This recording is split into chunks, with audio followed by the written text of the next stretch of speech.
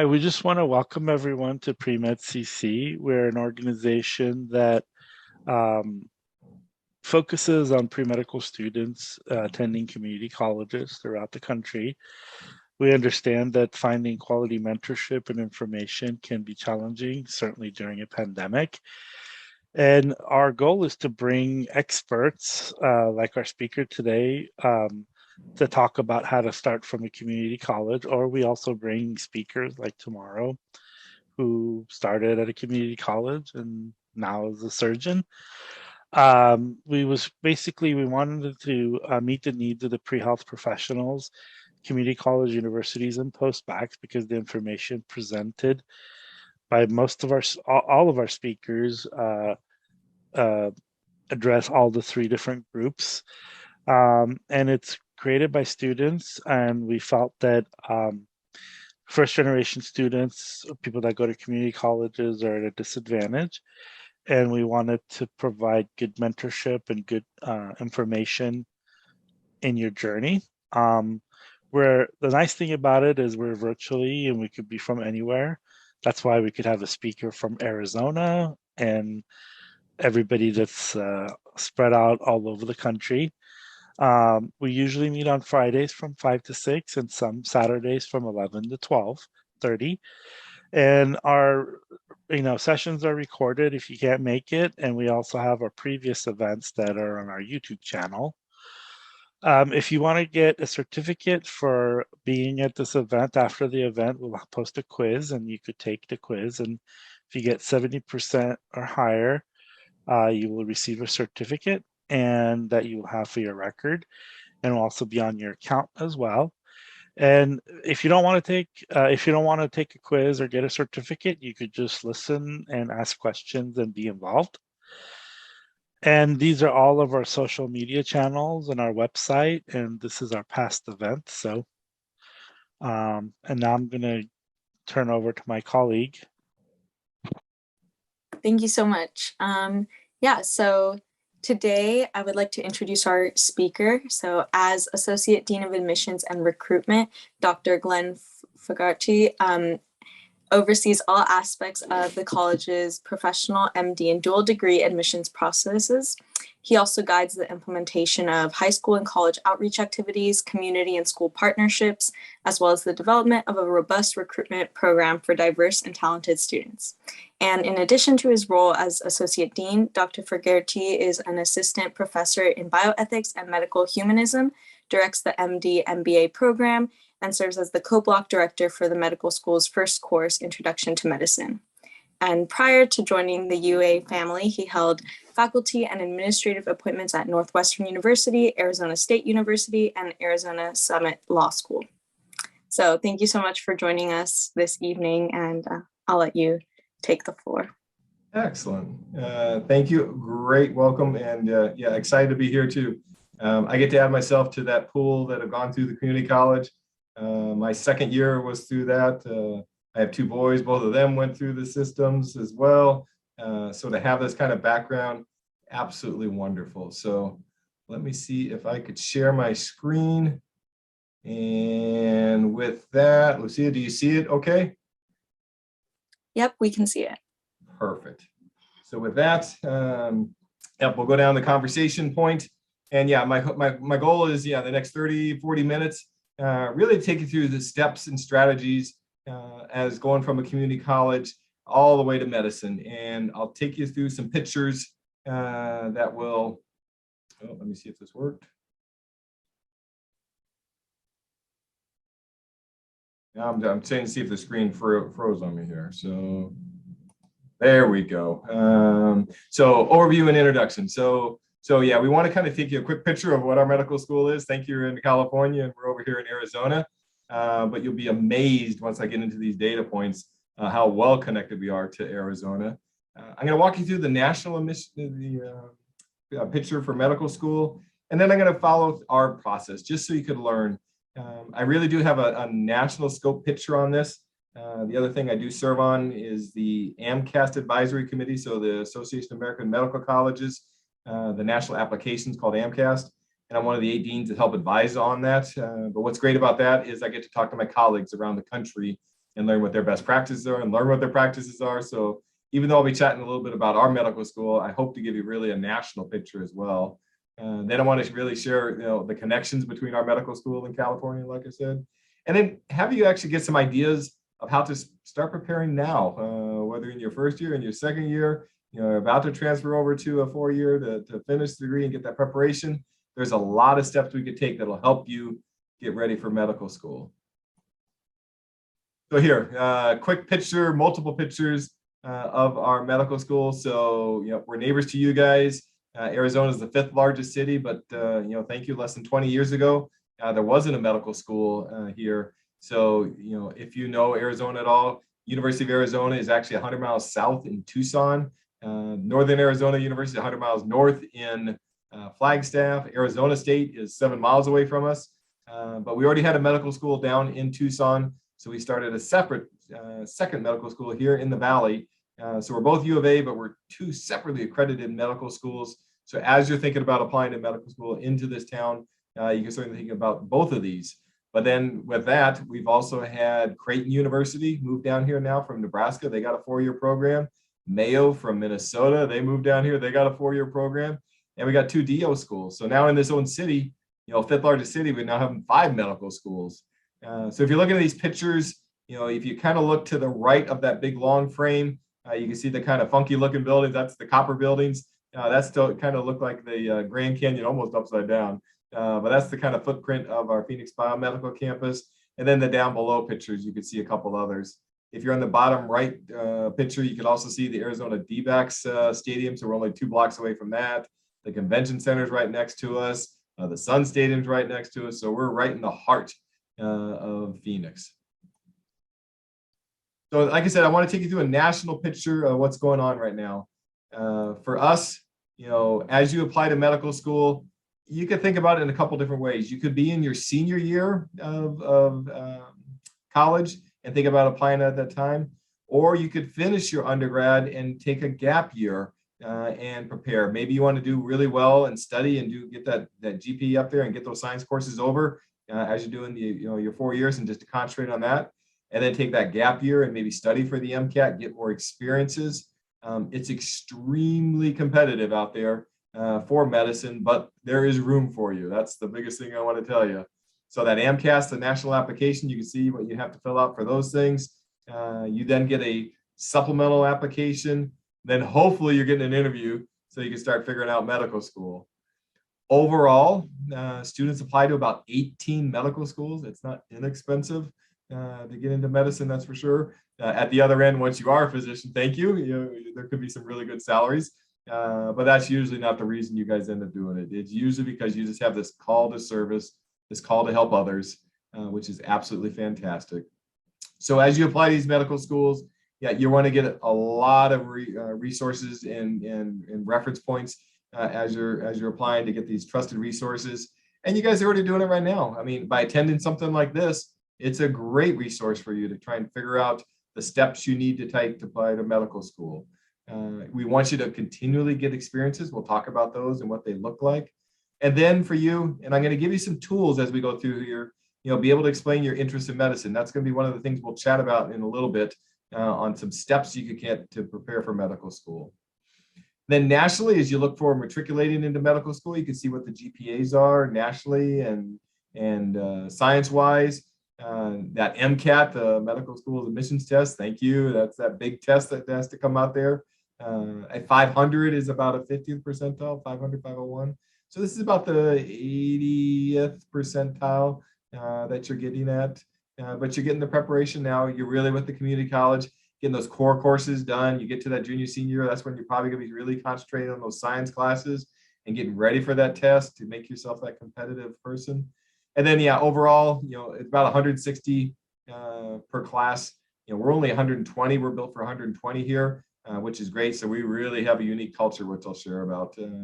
One little trick here too, when you're thinking about applying to medical school, on average, if you think about if you look up what their class size is, they usually end up interviewing about 4 times their class size. So you can check the competitiveness of that school, and there are some crazy ones out there that, we get, well, I'll share a little bit about ours.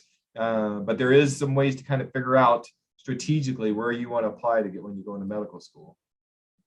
So important dates, this doesn't affect you. You know, you guys are still got a couple years away, but it's very similar every year.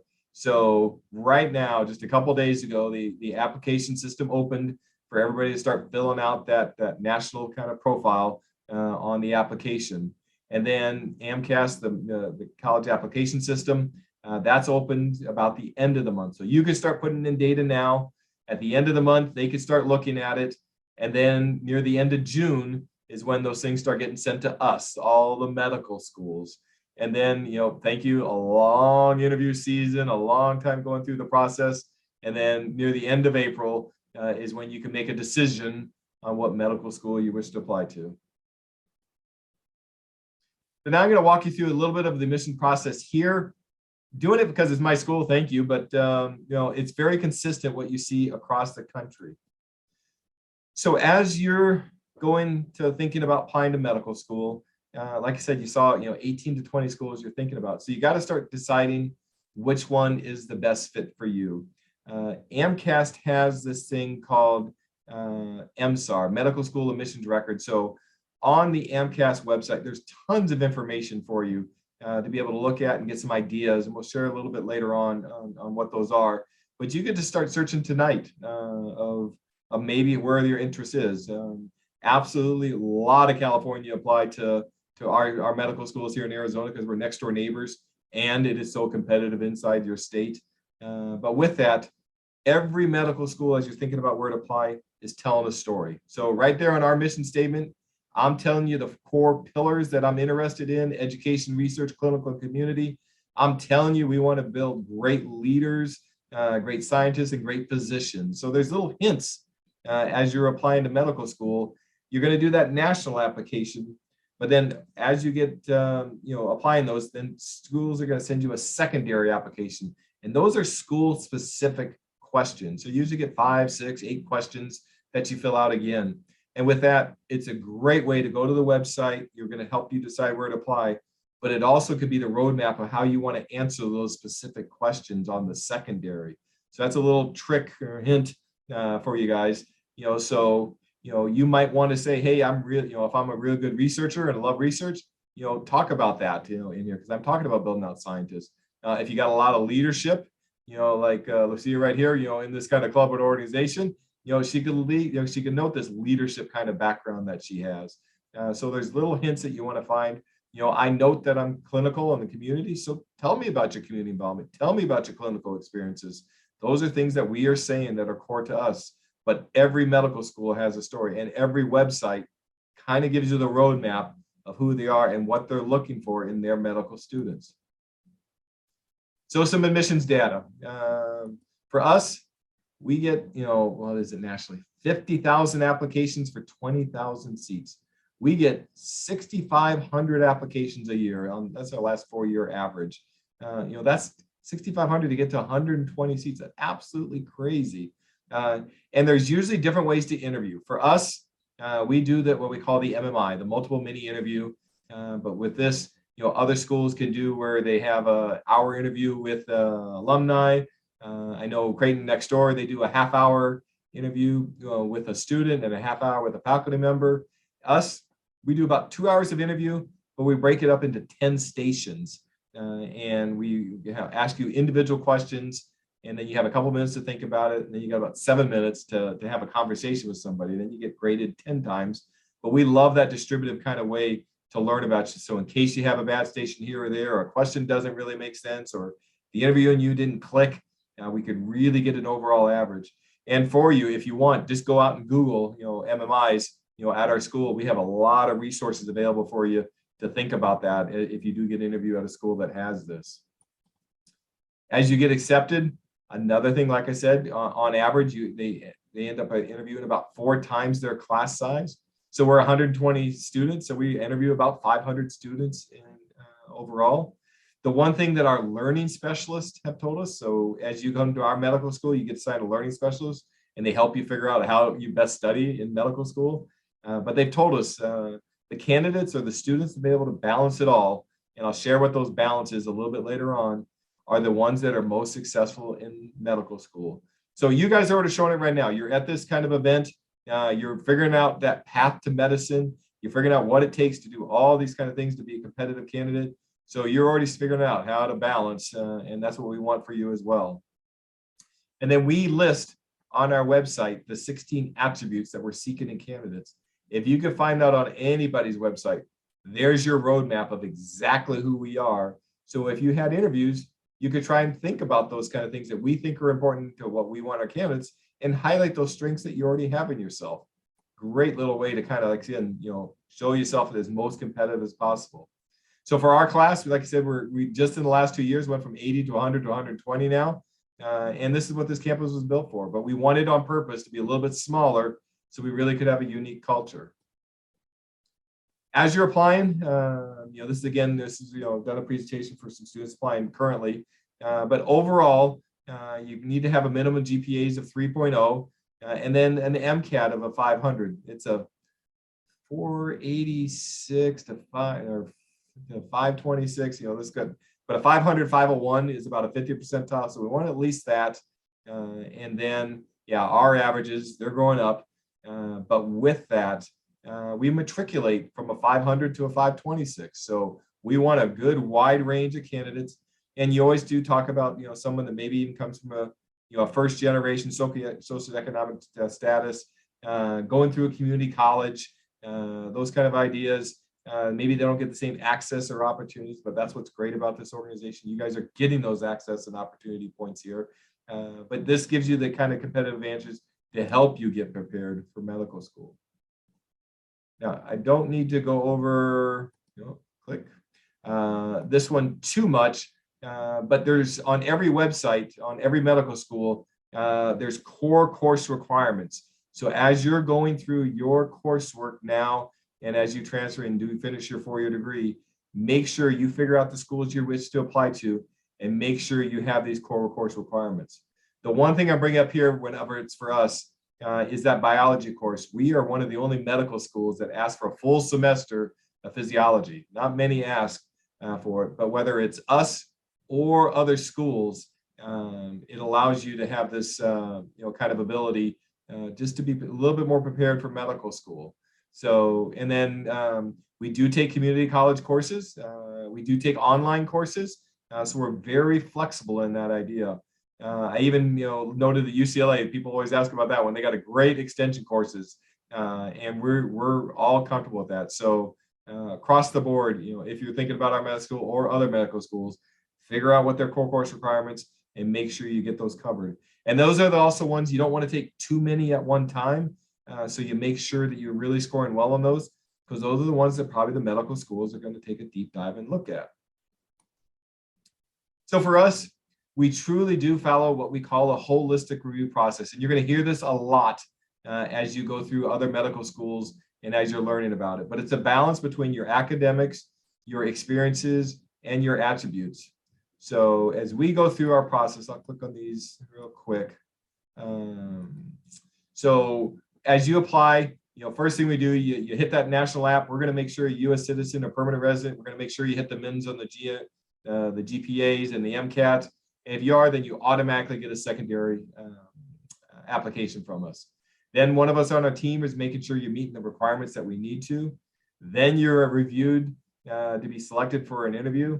That one's a tough one. If we, 6,500 applications, and then, we screen out a few people, in these first and secondaries, and people that choose to apply to us after we send that secondaries. I usually get about 5,000 applications to interview about 500. So if you do the math, those two numbers, then we have about 4,500 people we already say no to, which is just, and we miss great candidates all the time, but it's just this unbelievable competitive process. And then you come in for us, the MMI, you do 10 interviews. And then I got an admissions committee, 22 strong of physicians and community members and students. But when it's all said and done, 35 people would have touched your application before we even make a decision, which I think is truly wonderful. It makes the whole community come together. So a couple more highlights. I'll just do a little bit of idea of what we do here at our medical school. So some of the curriculum. your first 2 years of medical school, you're called an MS1, 2, 3, or 4. We do everything with an MD and a PhD. Like I teach that very first course, Introduction to Medicine. So I'm the PhD side. So we're supposed to have the theory side. And then you got the MD, with the practical side. We do it on organ-based systems. So it means we're going through different parts of the body as we go through it. Your first 2 years, you're in a doctoring course to learn how, like these guys over here on the pictures, how to be a physician. So that's more fun than you guys being in a classroom. It's actually figuring out how you guys could get out there in the clinical environment. We do a lot of active learning, which is great. Capstones and community experiences. Even your second week of medical school, we already have you going outside and working with a clinician. Your first 2 years, every other week, you're in there in doctoring, or you're going out and working with a family or internal medicine. So again, you keep learning how to be a doctor. And then we're one of the few medical schools that ask for a scholarly project, the actual research paper. But when, as you think about this, when you finish medical school, it's not even done then. Then you got to go to residency, work at a hospital for a few years. And as you're interviewing for that residency program, learning what a scholarly project and what you did for research, they love that. So it really helps separate you a great deal. And for us, it makes you be a lifelong learner, because that's what you have to be if you're a physician. It's going to continually go on. You have to continually learn. Our third and fourth year, that's when you're in the clinical environment. That's what you really love. You're out there going through surgery or emergency medicine or OBGYN or family practice. So that's where you get to practice all those different areas and decide what type of physician you want to be. We have ways to distinguish yourself in these, what we call certificate of distinction or dual or concurrent degrees, which is an MD and a Master's of Public Health. So you can do that during the 4 years that you're here. There is an MD PhD for those that really love research, but it's a 7-year program. And then we also look at an MD MBA opportunity for you. And then something unique about our school, as you looked at those original pictures, the one thing we don't have next to us is a hospital. As we built our medical school on purpose, we wanted to do this distributed model. So we do have a teaching hospital about 1.5 miles away from us, Banner University, but on purpose, we want you to go out and do clinical rotations at Phoenix Children's Hospital, at the VA, at the Mayo Clinic, at Barrow Neurological Institute, Honor Health, all across the valley. We have these partners. But great about that is this way it allows you to see different patient populations, which is really critical for you to become a well-rounded physician. So now I'm going to start walking you through how to look from California to get over here to Arizona. But I'm also going to talk a lot about California, how to be yourself competitive there. So overall, where do you think we get more medical students? ASU or U of A? I don't know if you guys maybe could throw some in the chat, but let's see if anybody answers if I get more apps from ASU, which is 7 miles away, or my name school, University of Arizona. Is anybody replying? Can type anybody in? We got ASU as a prediction. Yeah. Okay. I would say ASU too, because it's like 3 times the size of U of A. Yeah. So ASU or U of A, you guys are correct. We get the most applications from UCLA. So it's a setup question there, but I laughed about our last 4-year average. We're actually getting more applications from California than we are Arizona. We get 800 apps from Arizona. We get 2,000 from California. So as we get the applications, as we get interviews, as we get acceptances, as we matriculate, you can see ASU and U of A do move up in the end. Thank you. This is our home state. But the UC systems do extremely well with us. And then also, I mean, the Cal State system. If I go down to my top 40 schools, I got over half of them are from California. So wherever you end up, you could be an extremely competitive candidate for us as you go through this process. So yeah, so we do a gay go Bruins, but that's a setup call for you, Lucia. Sorry about that. But yeah, just having a little bit of fun. But it's a competitive process out there. But we do a lot of things to get to know what we need to do to get to know you. So now I want to spend the last couple minutes just kind of sharing how you guys can start preparing for medical school. So even today, you could go home right now and start working on your personal statement. On that national application, every year there's a question, but it pretty much just centers around, why do you want to be a physician? What's your motivation for applying to medical school? It's going to be some kind of framework around that. And so, like I said, tonight, you could go home. What I'd love for you to do is start thinking about your elevator speech. If you're one of your faculty members, if your mom, your dad, your grandpa, your uncle, you ran into a physician and you wanted to ask to shadow them, you need to answer the question, why medicine? So what is your 30-second answer? And then that could also be the framework that you might want to start building on your personal statement. I won't go through all these bullets. You guys could kind of be reading them as I'm chatting. But what I always love when I see in a personal statement is human connection. All of you are going to have to go out there and get clinical experience, research experience, leadership experience. Those are things that are key to us to make sure you're well-rounded. But think about, just what was that spark for medicine? And then maybe, what is that human connection? I'll tell you a personal story. Lost both my parents in the last 18 months. My mom's last week, she ended up in hospice, which we love hospice, and they took care of her so well. And guess what? I got to hold her hand that last moment. It was amazing. just this wonderful experience to, don't want to ever lose somebody, but that was probably the best way. And then my dad, it was his last day and we were kind of figuring that out. And he said, all he wanted to do was get to hospice, the same place my mom was. So that's what we want. And guess what? I got to hold his hand on that last moment. Unbelievable. Then I'm reading applications this year and I get to this one personal statement. And this candidate is talking about working at a hospice. And next thing you know, he says, this family went out to lunch and I figured out it was this lady's last moments. And he goes, so I sat down and held her hand. And I had this connection to this candidate. I mean, of course he had to be competitive and all these other, but I'm like, this guy's going to interview at our school just because he understood what it meant to be a physician. He had that human connection. He understood what it was to serve, what it was to give back. So I want you guys, as you're going through these years, getting ready to apply, think about that moment. Why medicine? Be able to answer that. But then as you're thinking about a personal statement, start framing it. And so you could, like I said, you might apply for 2 years, but you could already be going home tonight and thinking about what it would take for me to put in that area. Some do's and don'ts. We always want you to make sure you're writing in a present tense. We don't want hanging stories. We want it short and sweet. It's 500 words, something like that. I mean, it's not that much. And then, always remember about being humble. Two things I always put in if you guys are writing anything down, write these down for sure. I always put an emphasis on servant leadership. And a servant leader is a person that has this professional will, but this personal humility. If you have that, it'll serve you well. And then someone that is also altruistic. So just a selfless giver. If you think about those two things, servant leadership and altruistic, keep those in the frame of mind. Is this who I am as a physician?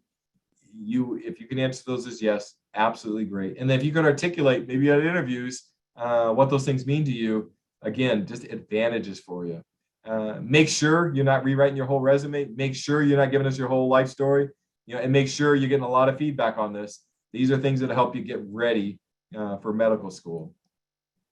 Another one, you can start getting excited about this thing. I mean, there is so many ways for you to be prepared for here as you're going through this. You're getting some ideas already on how to go out to these different schools and learn on their websites. You're starting to think about what stories they're trying to tell. So when you're filling out your secondaries, you could do these things for yourself. You could go out there and already start articulating what you would put on a secondary, what you put on a personal statement. As you're writing the personal statement, make sure you're getting a lot of feedback from people. It's really important that you do that. Again, the humbleness, make sure that this is coming through and through. Ask a lot of people to seek advice. What are the initial reactions? If you know anybody from medical school, another hint, as you guys go on your vacation, as you guys travel, make sure if you're, in Irvine, stop by, the University of California, Irvine, walk onto their medical school. If you see somebody with a short white coat, if it's a long white coat, means they're a physician. Short white coat means they're a student. Stop that person. Ask them, what's it like to go to your medical school? And then guess what? When you apply to that medical school, you get to talk in a present tense. You get to say, I've been on your campus. I've talked to your students. I know what your culture is. And as they're sifting through their 10,000 apps or whatever they get there, they're able to figure that out and say, hey, this person has a connection to us. And those little things matter. Even our school, now that you got to meet me, I've seen a presentation for your school. I loved your culture. This is something that really excites me. I've been to Phoenix, my grandparents live here, whatever it is. But then we'd see that connection point. And again, it's just that extra little, kind of tweak. And then as you're finishing that personal statement, I want to make sure that you trust yourself. Read at the end. You have a lot of people looking at it, but make sure it's your voice when it's all said and done. To us, that's critical. So one more slide I really got for you guys here. As we go through our medical school, thank you. You guys are working toward that match day. You're going through 4 years of medical school. Commencement's important. Of course, you're graduating. But a couple weeks before that, we have match day, and that's where you're finding out where you're going for residency. And just for us, just look at those schools. From here, yes, you could get back home to California very easily. We're going to do everything we can to try and keep you here because we're a state university. We're here to try and, we need physicians in our state. But I usually do about 40% in-state, 60% out-of-state. And so, look at, what do we got there? Yeah, Children's Hospital in LA. Harbor for UCLA, Kaiser Permanente, Santa Barbara College, UC Irvine, UC San Fran. Across the board, we're putting people in great. But then, also, thank you, Dartmouth, Emory, Johns Hopkins, Matt Harvard. Just all the way across the board. Northwestern, Cornell. Great schools. And then I'm not going to show you the video because I'm always worried doing a presentation with a video. But if you can, go to our College of Medicine Phoenix and look up our match day. You could just imagine. There's no school in the country that does more confetti on a day. No one celebrates it bigger. It is really, we're a very student-centric culture here as we kind of close. So I'm going to open it up for the Q&A. But like I said, what I want to really leave with you is just all these tools that you guys already have now to think about. You could already be working on your personal statement. Another one, I started talking about these. If you guys, again, if you're taking notes, one other I'll share real quick before we start. When you get to your medical school application, you have to fill out your, kind of work and experiences section. You get 15 areas you get to highlight, and there's 5, and then you get to associate them to 18 different things. But I want to give you 5 of them that I think are critical to have a well-balanced application. And again, that's what our learning specialists tell us, and what I tell them in admissions committee is find some real well-balanced candidates. So the 5 words I want you to write down is clinical, research, leadership, community/volunteering, and then extracurricular. Now, if I'm going to work backwards, extracurricular, you can put a 1 next to it, but it's not the most important. But all we need to do is make sure you list somewhere on that application, how to relieve stress. So whether it's cooking, sewing, hiking, surfing, whatever it is that you like to do, list something you do for fun. And then that leaves you 14 sections for you to fill out. So even again tonight, you could open up an Excel spreadsheet and start filling out your Amcast application for the experiences section. And then start thinking about what it takes to be a well-rounded. What kind of clinical exposure do I have? Have I gone out, and shadowed anybody? Have I asked a doctor to go and, learn? Can I be a scribe somewhere so I can see what it's like to be inside a hospital? You have to have that kind of experience. Research, getting in some kind of lab, wet, dry, it doesn't even have to be in science. If you're in the English department, if you're in the education department and you're doing research, it's fabulous because then you're showing, how to do active research, how to do follow-up, how to write up data, how to write up a report. Those things are critical, again, as for a physician. Leadership, again, just get in any kind of club, organization, church, fund, volunteering, anything where you get some leadership roles, critical for you guys to have that. The community involvement, yes, you're going to be a physician, you're going to be a lifelong giver. And so we love for people to have those kind of exposures and show that you do really care about the community. And like I said, then that extracurricular you have covered. So you could be working on your why medicine. You could be working on your personal statement. You could be working on your Amcast, sections report. So you're already starting to build an application for medical school, and catching you guys this early gives us the opportunity to get all these kind of experiences out there for you. So I'll quit chatting so we can have some time for some Q&A. And then, yeah, Lucia, I can't see it. So you tell me what we need to do, and I'll stop sharing so you can take over, and then we'll go from there. Sounds good. Thank you so much for the presentation. And I'll just start with this first question, which is about a specific situation. The attendee wrote, as a student about to graduate with a PhD degree, what qualities do I need to demonstrate in order to apply to medical school? Is there any special requirement? I'm finding you guys all the way through the pipeline. That's fantastic. So if you already have a PhD, I mean, you know, it's almost non-traditional. We want people from a community college background. We want people that have a PhD. We want people that are, you know, thank you, 40 years old and have already done these great experiences. It's what shapes the class, which is absolutely fantastic. So if you're bringing a terminal degree to us already, we're already knowing you're really active in research. We're already active in that really good thought process that you have to have as a physician. If you're applying for an MD, PhD, yes, you probably should be published as well. The nice thing, I mean, the tough thing about an MD, PhD is, you know, 7 years long, like I said. The great thing, it's usually fully funded, which is fantastic. So great way to, you know, you're going to be in there a long time, but you already have the PhD. So I guess you would do just the MD side of it. But yeah, you would be very competitive right off the bat. And, you know, of course, you got to do that doggone Mcat, you know, to add that to the portfolio. But I think people would love to have that background when you're applying. Thank you. And someone else asked if there is a minimum number of clinical experience or shadowing hours needed before applying. Yeah, no, I don't think anybody really puts a quota on it.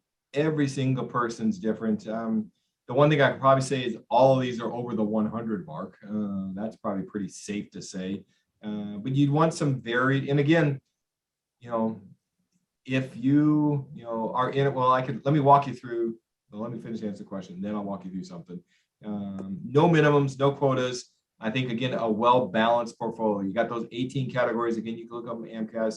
I gave you those 5 that I think are most critical across the country, but having a balance between those, you know, but, you know, if you're working in a, you know, as a scribe, you know, you're going to have 1,000 hours before you know it. If you're in a research lab, you're going to have 600 before you know it.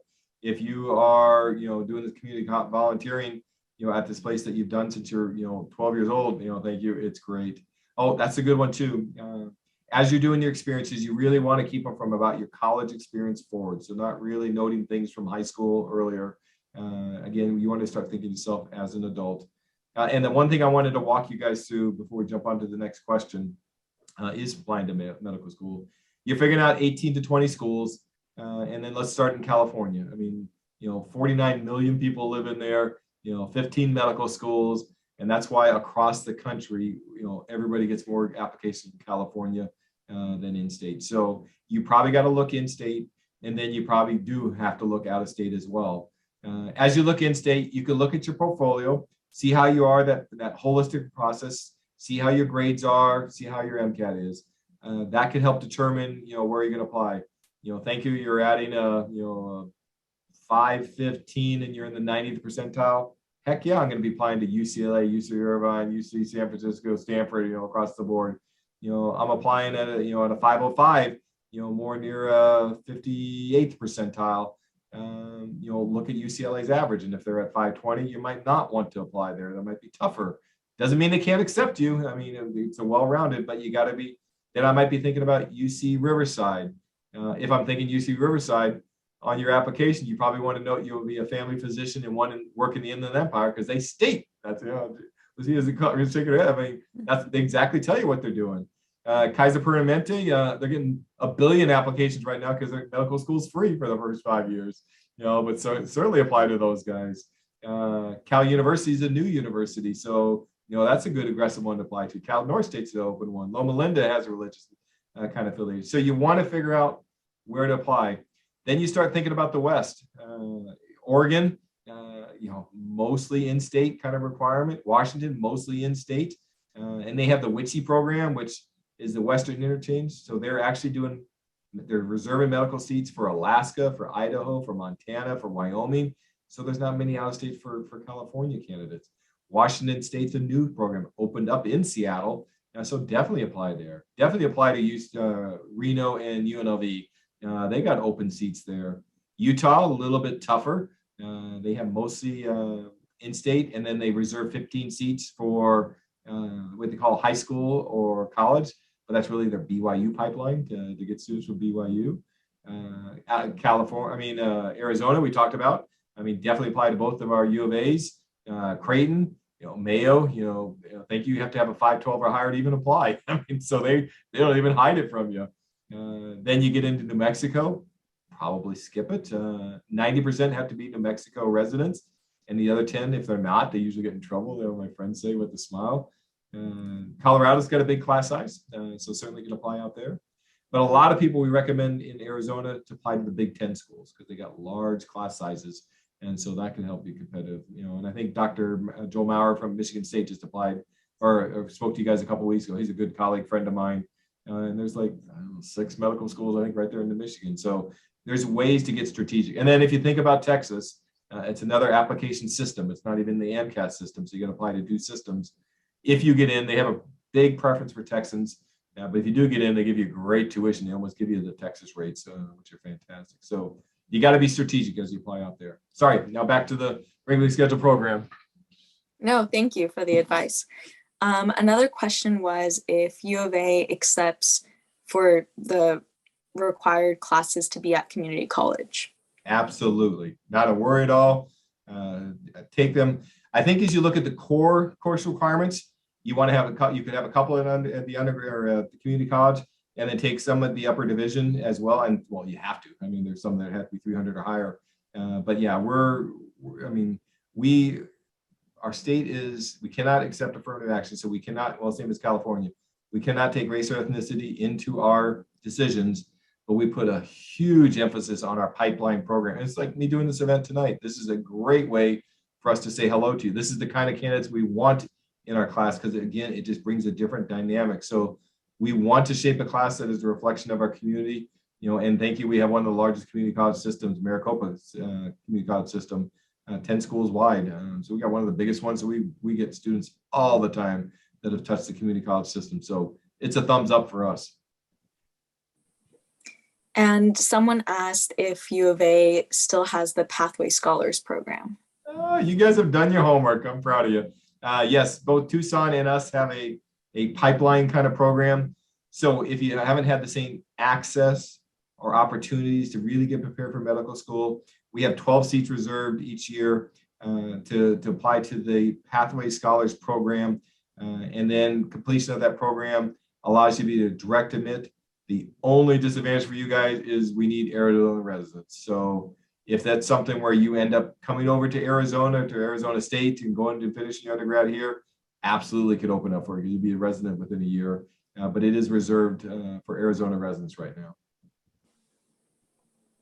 And we have another question of how your school takes or considers low-income applicants. Yeah, one thing I'm really proud of. Right now Monday was National Acceptance Day, and so we're onto the wait list and we're shaping the classes, we call it right now.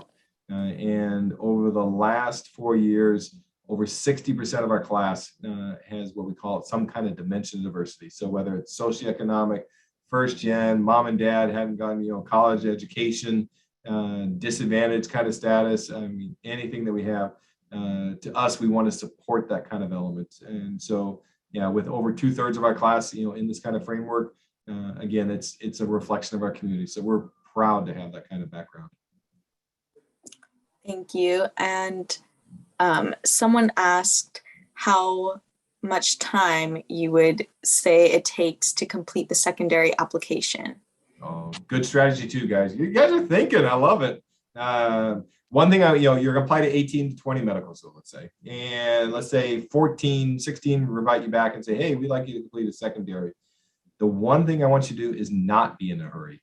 Love for you to just take, one a day. You're going to have some basic answers of, everybody's going to ask you about inclusive excellence or, diversity or something like that. Everybody's going to ask us, why us, why medicine, so you're going to have some basic frameworks, but then you really want to customize those secondaries to that school. That's why I want you digging into the website, digging into those attributes, figuring out who they are, we say we highly recommend a letter recommendation. Do you guys know what highly recommend means? So if we highly recommend a clinical recommendation. Do you guys know what that means? That you want to see. It means what? That you want to see it. It means basically do it. So, yeah, highly recommend anywhere means do it. And so that's giving you another hint that we really value clinical background. So highlight that with us. As you kind of go through this process, you're trying to figure out these kind of trigger points. And one other thing, as you apply, you guys earlier saw, how we open up the application, end of June is when they start going to all the medical schools. So, I go away that weekend, it opens up, and, after that weekend, I have 3,000 apps already in the pool. So it takes time for our school to every school to process that. And so the one thing we don't know is if, you applied at that early pool, we said, hey, here, fill out a secondary, whether we get that back on July 9th or July 23rd, I won't know that. If you took, that's where I want you to take the time to customize each one of those secondaries. So it's really understand what that school's seeking. And then it works out so much better for you. And then, again, we want to see those connections. And a hint to us on the last secondary, we say, is there anything else you want to tell us about your application that's not, anywhere else? And I put connection to Phoenix. So again, all of you have a connection to us now. I've attended a presentation at the College of Medicine Phoenix. I really see a good fit for my culture. We're like, oh, okay, they know about us. Or I've been on your campus, I've toured, I've met one of your students. Those things matter. So trying to customize each one of those. So don't be in a hurry. Take your time, one a day. It'll certainly, and then do not, say, I really love to go to UCLA and you're talking about the University of Arizona. Make sure you're double checking those. And it happens every year. God bless them. Oh. The next question asks if it's a good idea to take the Mcat in March and then start the application in May. Yeah, it all depends on your journey, where you're at, how you're doing. How those are you balancing well with taking your undergraduate grades, and you could take a study for such a doggone big test. Like I said, our class, 68% of last year's class took a gap year. So it is that competitive medical school that they wanted to finish undergrad strong, get their courses strong, and then take the time to go and get more community, go out and get more clinical, and then be studying. I mean, who wants to wait an extra year of life? Thank you. But, if you become an EMT, if you become a paid scribe, then you can still get money, but it'll give you that time to apply. If you're decided you're ready and, a March test time, getting that back in early April, time to take and start applying, fabulous, but again, everybody's got a different journey. Everybody's got to make that kind of decision. Thank you. One thing, can you address this about taking the Mcat as a practice? Yeah. There is practice tests, but I would highly recommend you don't take a practice exam out there. It is, we see every score and every report. So if you took it the first time and you get a 490 and, thank you, 500 is even what you have to apply. If you took it again and got a 510, we would be impressed. I mean, we don't mind it, someone taking a test twice, but the 3 and the 4, that gets a little bit harder. So utilizing the resources from the AAMC, utilize the resources from your undergraduate institution, getting those practice exams.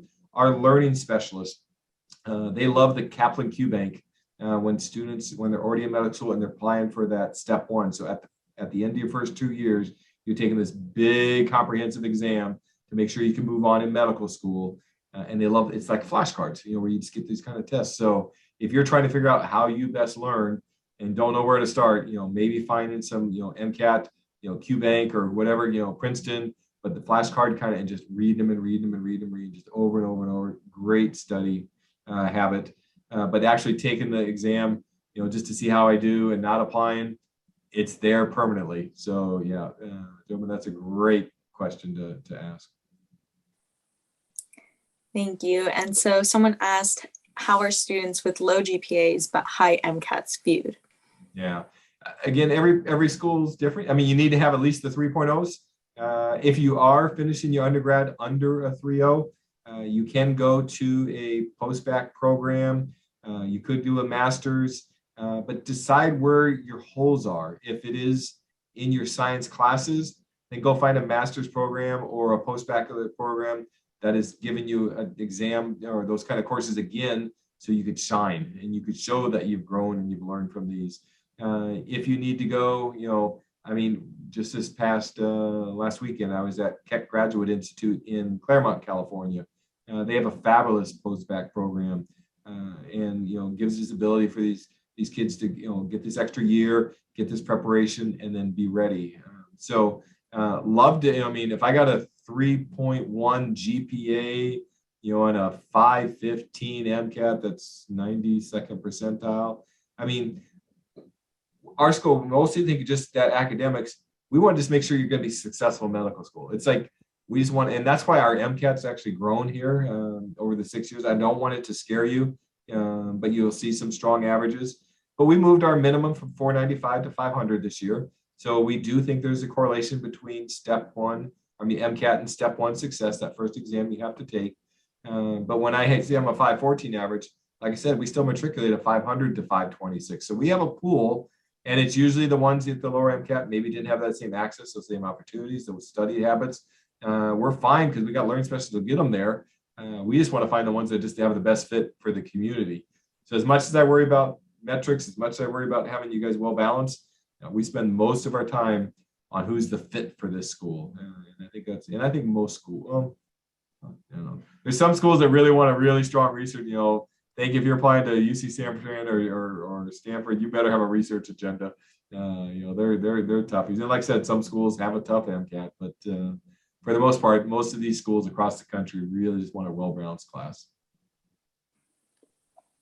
And someone's asking about if you have scholarships for the MD program. Yeah, thank you. We're a younger medical school. I don't have many. The one thing that's been great about our state is we do have this, we call it the Primary Care Physician Scholarship Program. And so we got about 40 scholarships for people that are interested in primary care, internal medicine, surgery, psychiatry, OBGYN. It's really broad. And it's a year-for-year scholarship, but it does keep you here in Arizona. And it pays, we're about $35,000 in-state, $55,000 out-of-state. It pays the in-state rate. So if you did come here and said, I'm interested in family medicine and got that scholarship, then 4 years, you get $35,000 off, which is great. But then you need to be a physician in Arizona for 4 years. So that's something you have to consider. I don't mind it. Like I said, I'm a state university and our job is to get more physicians here. Our school has a strategic plan. There's 12 initiatives. I own 2 of them. And the first one is to get more scholarship dollars. Second one is to keep kids here in Arizona. So you can tell exactly what I'm talking about. So you guys are singing to the choir with this one. Thank you. And someone asked if there's a time limit on when you took the prereq course. Yeah. No timeline on prereqs. A couple schools maybe have a reference point to it, but the vast majority don't. The one thing you want to keep in mind is the MCAT. So most schools have about a 3-year window on it. And after 3 years, they want to retake that. So you want to be a little bit careful there. But most of them, again, I just admitted somebody that was 44 years old. Absolutely love him. Long time ago, he took that, but he actually did a master's recently just for himself to freshen up on the skills, which is great. But he also took the MCAT and he scored extremely well. So of course we won't worry about him academically. And that's all we're really thinking. It's just, and then, if you don't score as well, and what is not well, I mean, if you're in, just above the 500, just above the 50 percentile, there's still room and there's still opportunities. MD, and then also the DO schools. Absolutely don't forget about those. Wonderful tools for you as well. And thank you, you're still a physician serving and with patients. I always smile because I go to Mayo Clinic for all of my my family physicians over there. And for 4 years, my family physician was a DO, and she was the best family physician I've ever had. It gave me 2 options. It gave me we could do this medicine path, or we could take this other holistic path. And it seemed like I always took the more non-traditional path, because I'm like, I'm in medicine, but I'm like, I'll take this option first. So yeah, definitely keep both those tools available for you when you're applying as well. And can online courses count as well for the prereqs? Yes, absolutely. Not worried about online. And again, all I wanted to make, and some of these are we say upper division, so you got to get some 300 and 400 classes. But the mix between online, community college, upper division, that's our world. I mean, that's who we are and what we need. So having a well-balanced portfolio, having a well-balanced, undergrad, get those GPAs above a 3.0, thank you. It's easier. Then you don't have to do postbacks or anything like that. Maybe taking that gap year just because it allows you to focus on these, because usually, someone going through community college could be a first generation.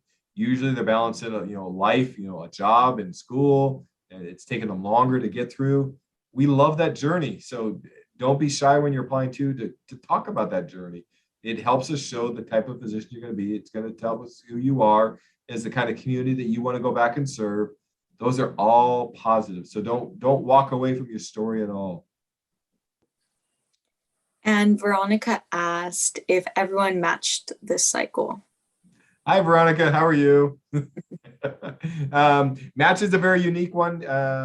No, we did not have 100% match. I think we had 2 students at the end decided not to because they didn't get into their subspecialty that they actually wanted.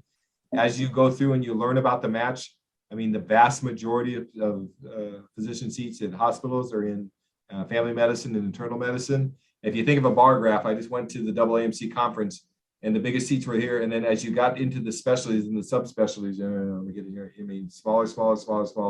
So, somebody wanted to get into ENT and, it is, 465 seats, where family medicine has 19,000 seats.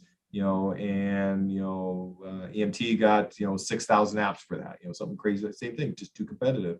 And so she decided to take a preliminary year, go get more research, and then apply again. So yeah, I wouldn't worry, like when you're looking at schools, how they did the match versus, I showed you where we go. So I wanted to give you the confidence you can go here, you go anywhere. But everybody, it's just a different journey. We do have some take a year of research to go get more competitive. We have some people not ready for that step 1. So they take an extra semester to get prepared. Everybody's got a different story. Life gets in the way for all this kind of stuff. But, for the, I think the last 2 years, I think we had 2 people step out because it was too hard or just, was decided this wasn't their calling. But the vast, I'm probably at 98% or higher are, matching into medical school, getting into residency programs and being very successful. But again, every application is different, every journey is different. So yeah, just for you, find that where you're the most comfortable. I think that's where you can be most successful.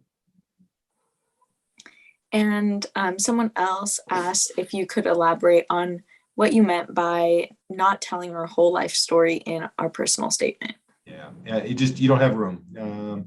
2 things I really want you to focus on is that why medicine and that human connection. Doesn't mean you have to do it that way. This is just one story of one way to really show that you have this altruistic, this selfless, you have this calling to medicine. It is the best place to where you could frame it. You got to applications, we see all the demographics, you got those experience sections to see how much work you've done. This is the place to tell your story of who you are to the core, who you want to be. And so you can't get through the whole life story, but you could talk about that first time I was in the hospital, or that first time for Spark, as I had to help my mom, through, get through an emergency medicine department, or, I had to be there, and help my grandfather for 4 years, going and getting dialysis. That's the story you could tell. And then that's like, okay, this is the reason this person's going there. But, going through, tougher way growing up. Here's where I went to community college. Here's where I went to, medical or undergrad to finish.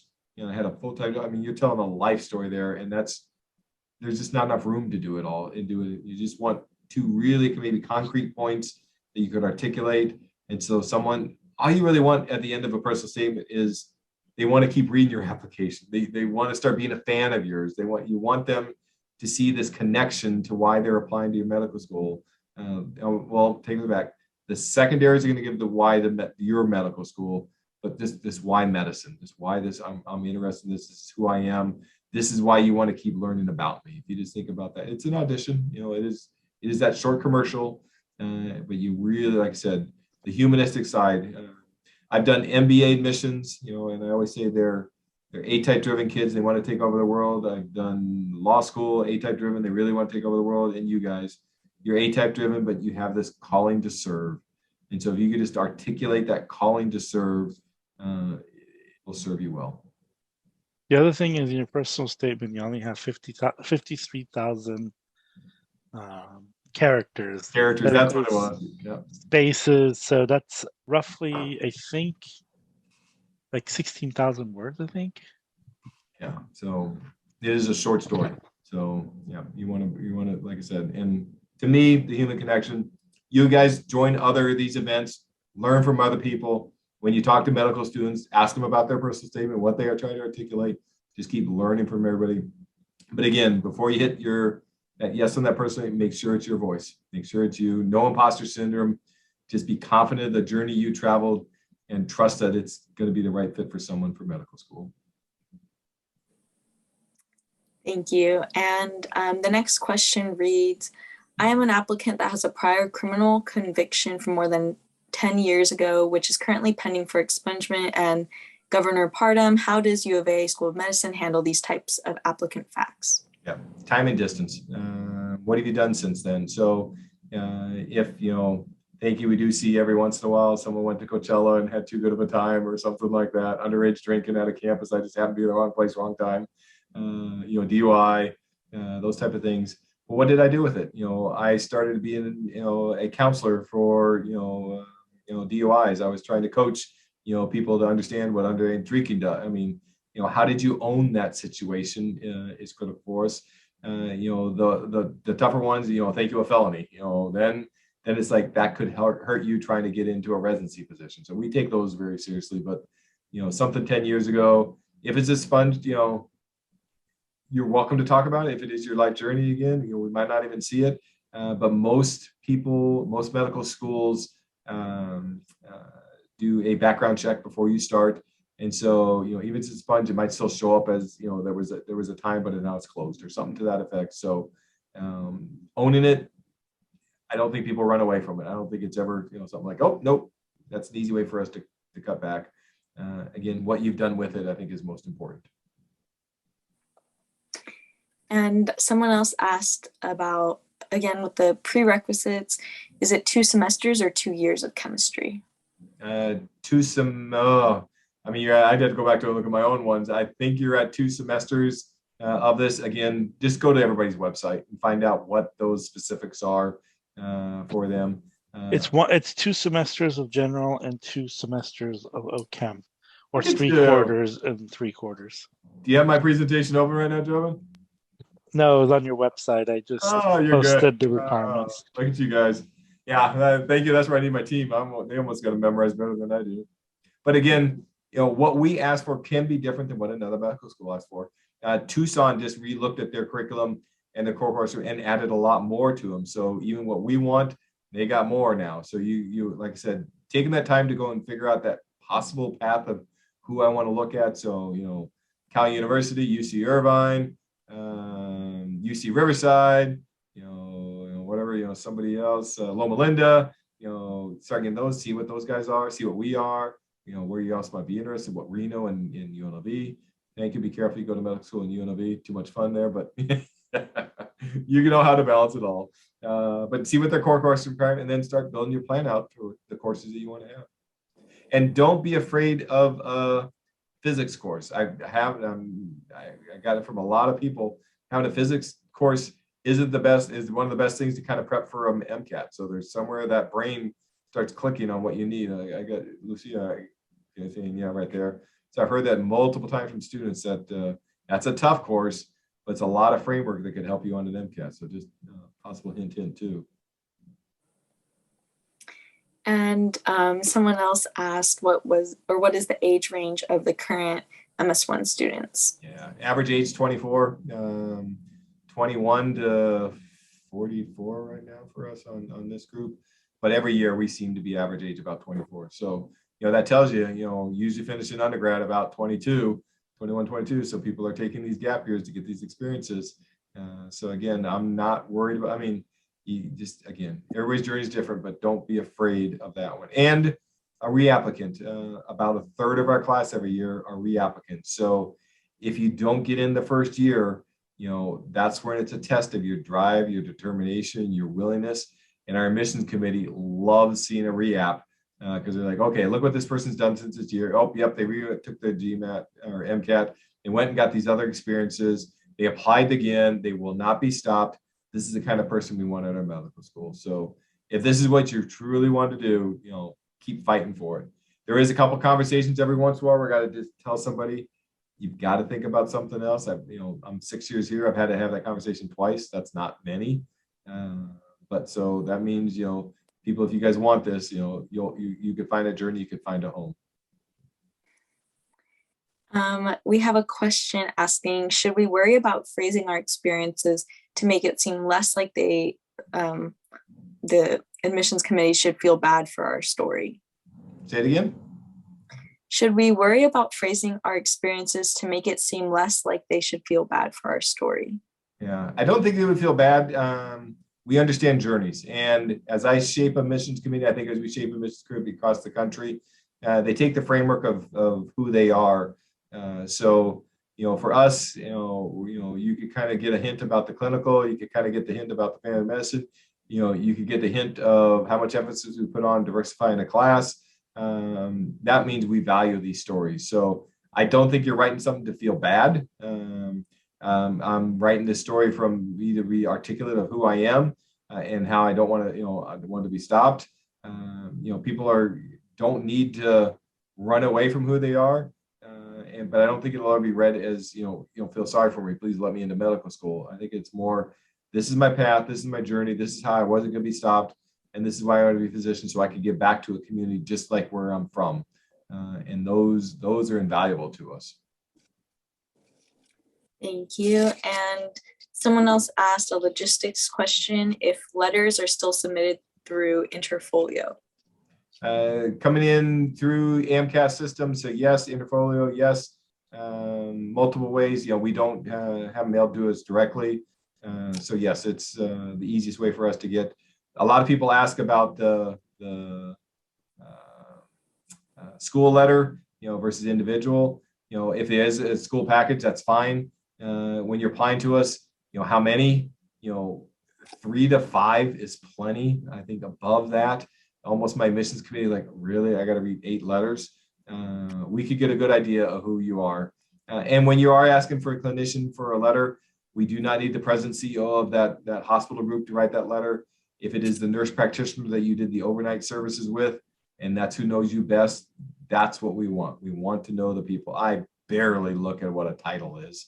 I look at who you are in that letter. So just find the people that know you. Thank you. And another question is, do we have to take Casper and situational judgment tests along with the Mcat for UofA? Yeah, no. And let's talk about that for a second, because I just came back from a national conference. The situational judgment test that's built by the AAMC, they now call it Preview. They just changed their name. And Preview and Casper are situational judgment tests. So they are extra tests. Some schools ask for them. And it is a way for us to get another feel for you as you're just how you would handle situations in certain areas, and it gives you certain measurement points. We're a school that doesn't ask for either one of them, so you don't have to worry about it. We're not a fan of them yet because I think there's additional cost, and thank you. One school might ask for Casper, another one might ask for Preview, and they're next you spend an extra $250 for applying to medical school. We really understand your situation through our interviews. If I ever used it, it probably would be at the time where I could have a screening to like who I want to interview, not as the whole portfolio. But again, when there's cost associated with it, it's expensive enough to apply. So we think we could get the information through your application. So we haven't asked for it. Thank you. And someone else asked if you have additional advice for students as they write their 15 activities. No, I mean, like I said, you could Google tonight and figure out what the 18 are. I think the 5 that I noted are the ones that really have a balance, between that. And again, it's our learning specialists. After a couple of years, they just came to me and said, you candidates, you students that can balance, everything in undergrad, are the ones that are able to balance in medical school. So that's the 5 we put as the core area. You get to list 3 of them as the most meaningful experiences. So really, I like reading those additional little essay of why those things are important to you. So, really, again, what does it do to help you shape as a physician and how you want to serve? I think it's a great way when you have those additional experiences to have that listed. I'm raising a kid. You don't need to note that and put, 9,999 hours, or, that I've done a job and have 9,990 hours. Those doesn't really connect for us. More realistic kind of hours, I think, work well. Community involvement, when you get to there, I like breadth and depth. So getting some different exposure is great. But if you have one of those community or volunteering experiences that you've gone back to year after year, I like that. That just means it's not just me trying to get some check marks to fill out and be a competitive applicant, but this is who I am and this is what's meaningful to me, because I, always go and go to St. Vincent de Paul, or, for my wife and I, we've been, for 2 years plus now helping at these COVID clinics, and I can go to another one next week. And doggone, I'm way too busy trying to build this class, but we're making sure we prioritize that. I mean, it's just, you find what's meaningful to you. And we have a question, speaking of COVID, if interviews are virtual. Yep. That's another interesting one. I said I was just at this AAMS conference, and they asked a question. We called it birds of a feather, but all the admissions officers got together in one room, and they're like, how many people are doing virtual? And, thank you, 97% raised their hand. Who's doing on person? And guess what? I'm one of them that raised our hand. We do a mix. We do 15 interviews in the year, and 13 are on campus. As a young medical school, we think it's the best way for you to get here and touch our campus. And as I'm recruiting this class right now, they've all loved coming to this campus. But if you don't have the financial wherewithal to get here, we do reserve 2 to be virtual. And then the one thing we do with the admissions committees, we hide it. So they do not know which 2 dates that we had the virtual, and they would have no idea what that is. And so that's, I think, the best way to kind of the best of both worlds for us. I'm okay doing this Zoom thing, but we think we get to know you a lot better when you're sitting across the room from each other. Thank you. And we have a question asking, how do schools feel about younger applicants? Yeah. I think the admissions committee, values people with experiences.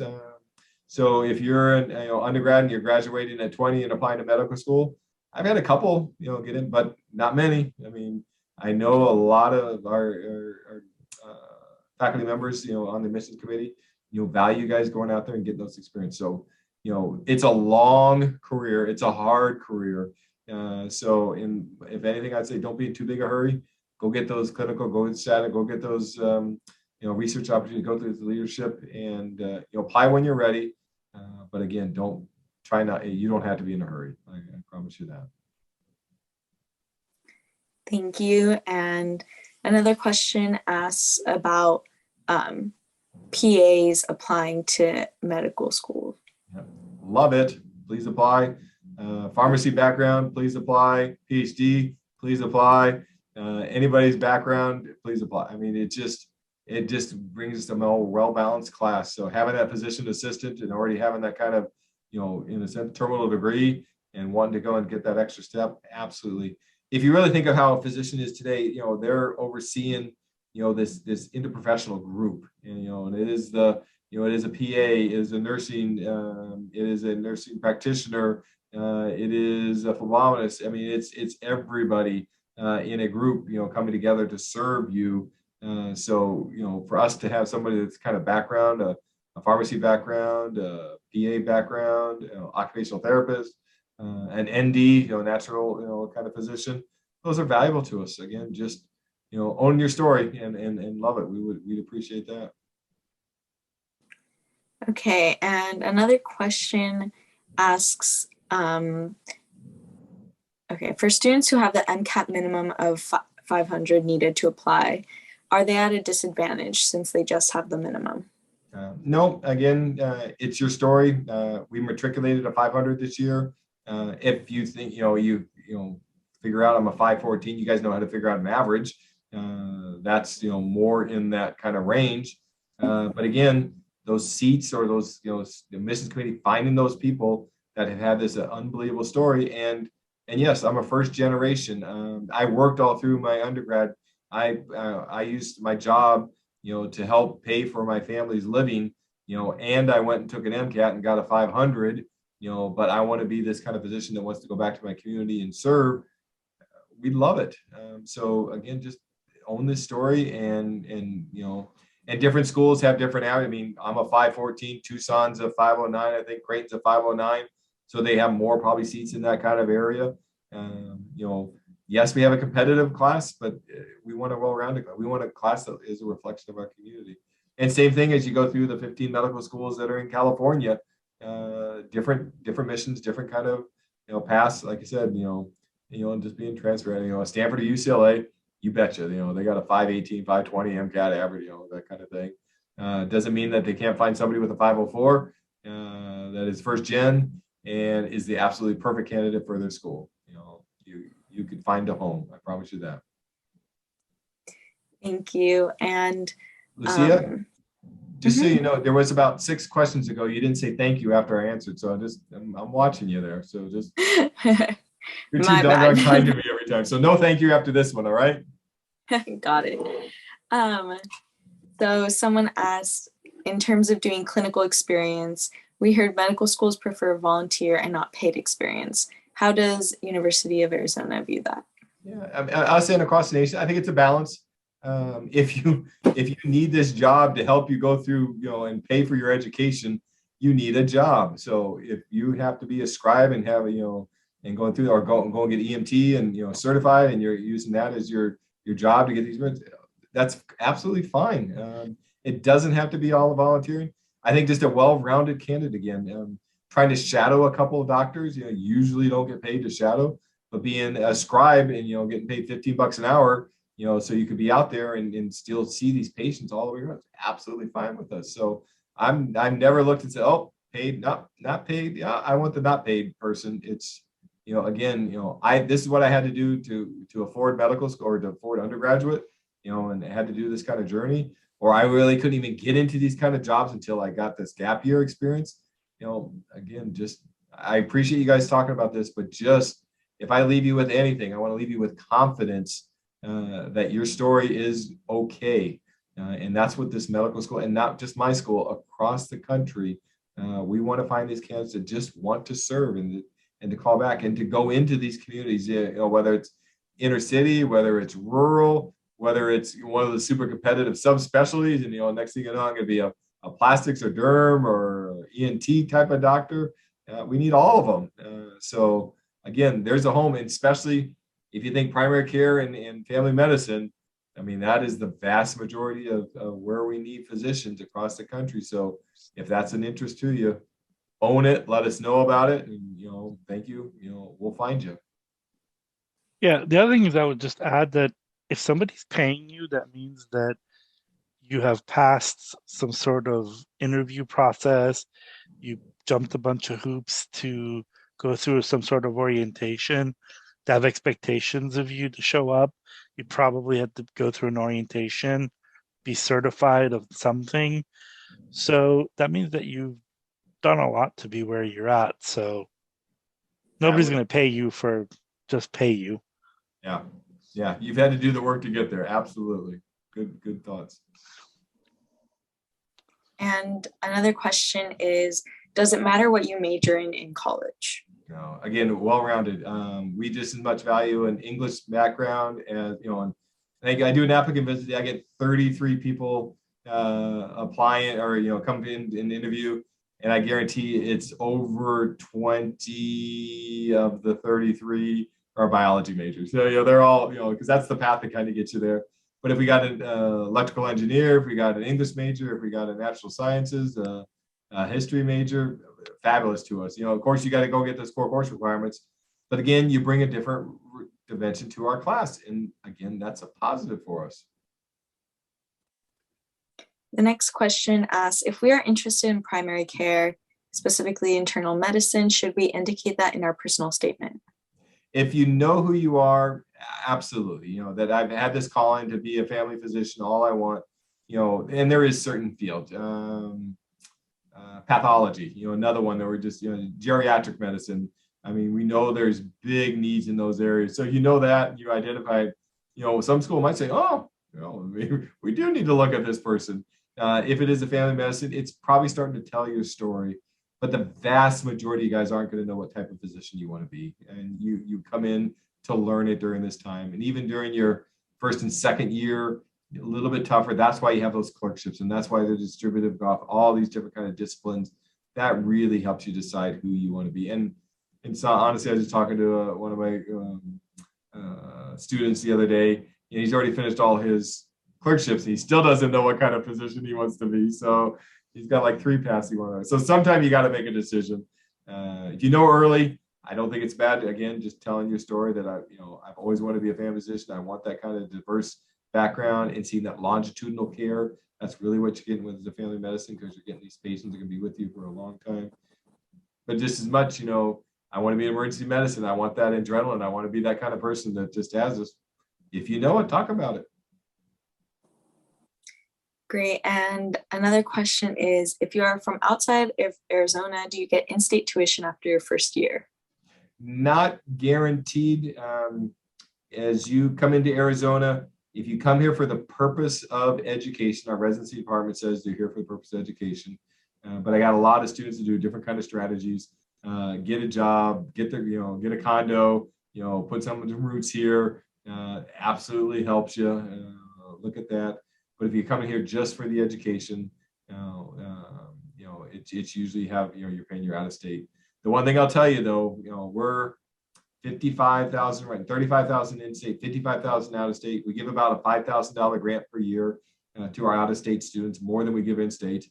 And so we take, it's about 50,000 a year plus housing, all that kind of good stuff. But then go look tonight what, USC, it's 70,000. Go look at UC Irvine, it's 60. I mean, we're less expensive out of state than a lot of your medical schools are in state. So the DO schools, thank you, are expensive. So even if it is an out-of-state kind of tuition cost, you could do extremely well and cost of living here is a lot better than California. I don't know anybody down there in San Diego. I heard it's the most expensive area in the country now. I mean, the world. Just crazy, these prices. I think it actually passed San Fran. Yeah, but that's another story. Yeah. Lucia, you've gone through 6 questions. You haven't said thank you. No, we appreciate the whole presentation. So I'm just trying to have some fun with you guys. I know. I wish we had all the other faces on here right now, but that's okay. Yeah. So yeah, the next question was, how do you view international students who have studied in the U.S. but English is not their first language? Yeah, you have to be a U.S. citizen or permanent resident to even apply to us. If you've done an undergraduate degree elsewhere or a refugee, absolutely fine. We don't mind you, again, owning that story. But I don't know, if you're in this, you're probably working on your U.S. degree. So our degrees need to be conferred from the U.S. or Canada. So if you are bringing an international degree, I've had somebody that's already had an MD, from like Pakistan, and thank you, they still had to go through undergraduate here to apply, which is difficult. But again, we recognize underrepresented medicine as the Hispanic, Black African American, and Native American populations. We put an emphasis on people that are, have a rural background, and we're really starting to see a need to serve those that, really refugees coming from an international tougher situation need to come here. We want to support those kind of candidates as well. So again, if you got the story, be able to tell it, not to so someone feels bad, but just to talk about your journey. And someone's asking about a specific volunteer experience with helping homeless people with medical exams, and if that would be a good experience for their application. Absolutely. It's probably going to fall in the community kind of reference versus a clinical kind of reference.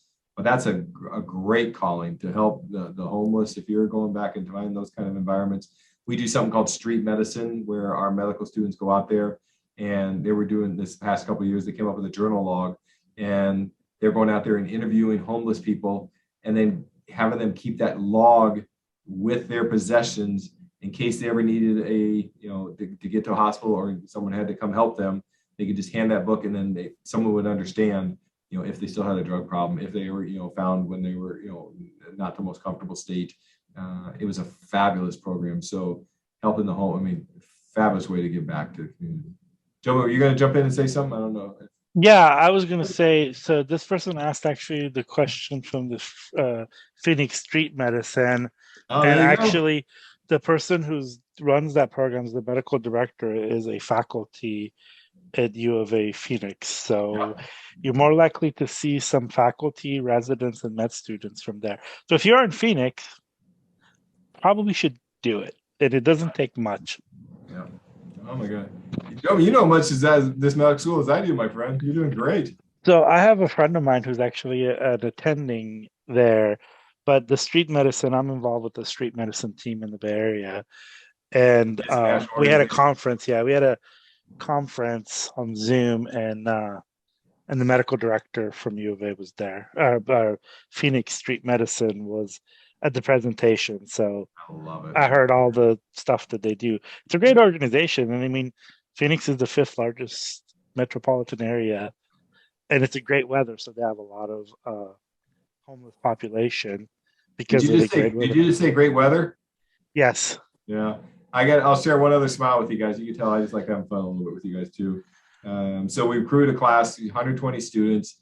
And then I'm not the smartest guy in the world because we start medical school on July 5th. So when it's like 118 degrees, that's not the best time for me to start a class here. But anybody I'm recruiting out east or something like that, I'm like, yeah, if they're from Michigan, I'm going to win that conversation because they got that stuff called winter. But yes, for the most part, we got a fabulous place to call home. People enjoy it a great deal. Let's see if there are any other questions. You can put them in the Q&A now. But you guys have done great. I mean, and I'm not just talking about, I'm not trying to talk about just Phoenix. I want you guys to really understand the national picture and how to apply and how to have these strategies and keep attending these sessions. These are just invaluable to have, different perspectives, a PA school come here, a nursing school come here, us coming here, I don't know how far you guys do your outreach, but it's a fabulous way to learn about the health professions. And then this really does help you kind of understand the steps. And you guys being here now, it sounds like I got someone with PhD all the way through, probably just starting, in the community college system. But just everybody's got their journey. Just please, just have confidence in yourself that you are walking the path that you need to walk, and then just be able to tell your story and just have confidence. And they don't find you the first year, then let's see what your resolve is. And if I'm ready to apply again, and what it takes to get into medical school. Anybody else have any other questions?